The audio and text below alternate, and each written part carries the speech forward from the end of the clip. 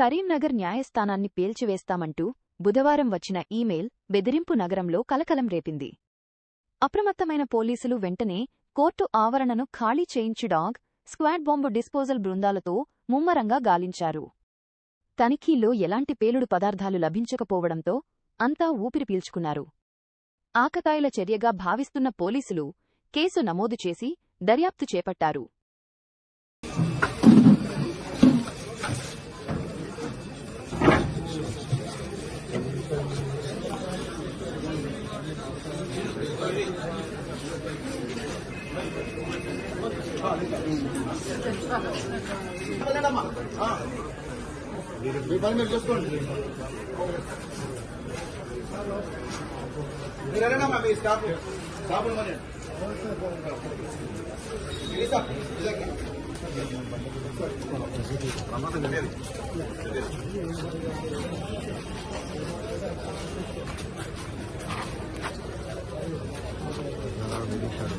Gracias.